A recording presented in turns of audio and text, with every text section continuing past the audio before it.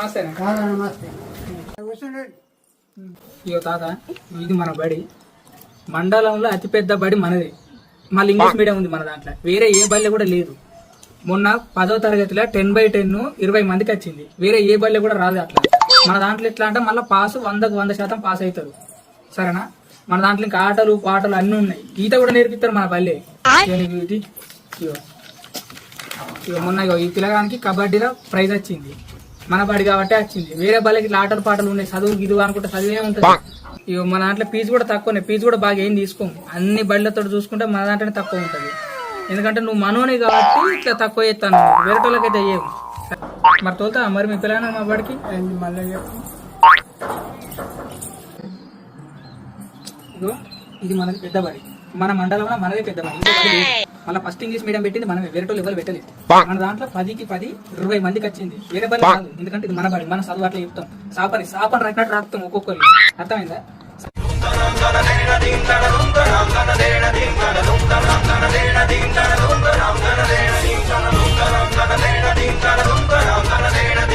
మరి తోలుతా మరి మీ పిల్లగా మా బడికి ఏది ఇంకోసారి చెప్పు. నేను చెప్తలే. అట్లా కాదే. మన బడి మండలంలో మన బడి ఫస్ట్ ఉంది. వీళ్ళందరికీ 10/10 జీపీ వచ్చింది. విన్నావా? వీళ్ళంతా మన దాంట్లో చదివినోళ్ళే. మస్తు ఉంటుంది భవిష్యత్తు. నేను కూడా అందులోనే చదివిన. వీళ్ళు కూడా అందులోనే చదివారు. మీ వాళ్ళని కూడా చదివిస్తే పంపిస్తే మంచిగా ఉంటుంది భవిష్యత్తు. ఓకేనా?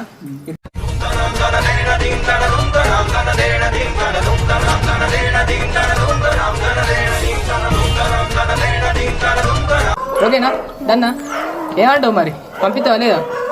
చెప్తుంది అమ్మాయి ఏం టార్చర్. ఎవడా ఏం ఎత్తురా మీరు? చదువుకున్నట్టున్నారు. మా తాత చెవులు నత్తలేమని అర్థం అవుతుందా? ఏం పని చేస్తారు మీరు? మేము టీచర్లం. చదువు చెప్తాం. చదువు చెప్తారా? మా చెప్పినట్టే ఉంది. మీ తాత చెవులేని రావని కూడా కొంచెం కూడా అర్థం అయితే లేదు. చెప్తే తలకే ఊపుతుండు. మీరేమో ఏదో ఒరుతుర్రు. ఆ ఒర్రుతో ఏమనికి వస్తుంది? చెప్పినట్టే ఉంది మీ చదువు. ఇక ఎంతమందికి చెప్పిర్రు ఈ చదువు? అమ్మాయి